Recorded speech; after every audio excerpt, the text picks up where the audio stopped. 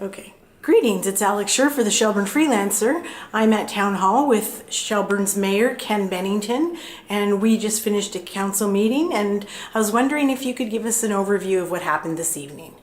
Tonight was a particularly light agenda, but we do have some good news on the pedestrian crosswalk. We got a report from the town clerk suggesting another $4,000 to $5,000 in improvements there.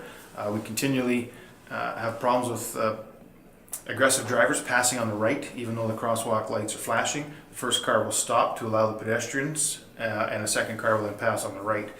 It's an illegal move, but yet it continues to happen. So tonight we approved an expenditure to install some delineation markers, which will be an actual post, probably 3 to 4 feet high.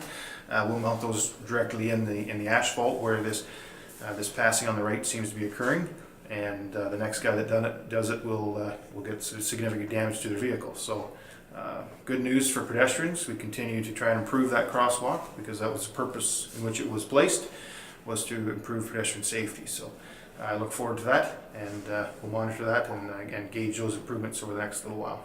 And would you be able just to enlighten the viewers a little bit about what happens when they get tickets in the future, and with regards to the Shelburne's Police Board and what's happening? And so there's some discussion tonight and over the next few weeks regarding the Provincial Offences Court moving from the courthouse in Orangeville to the courthouse in Caledon East. I wish I had more details to give you right now, but those details seem to be foggy from the people that run the Provincial Offences Court. So stay tuned, more details will follow, but certainly we want to keep those crimes, those traffic crimes, I guess, keep that court time in Orangeville to reduce the expense to their taxpayers.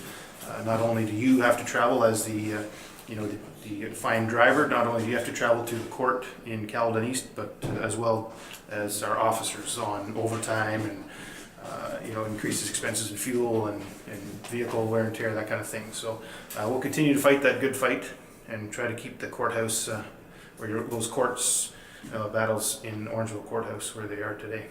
And I believe council also discussed a little bit about vendors and insurance that they would need for local community events. So as we get into the summer season where our events are being held, we've noticed a change in the insurance business, where in the past certain events qualified under the town's insurance for like $50. That doesn't seem to be the case any longer, and those insurance costs are now climbing for those organizers of those events. So we're still looking for some clarification on that, some details, but we'll share those as soon as we get them. Well, thank you very much. Anytime. Thank you for your time. All right, thanks for coming. This is Alex Scher for the Shelburne Freelancer, sharing Shelburne with the world.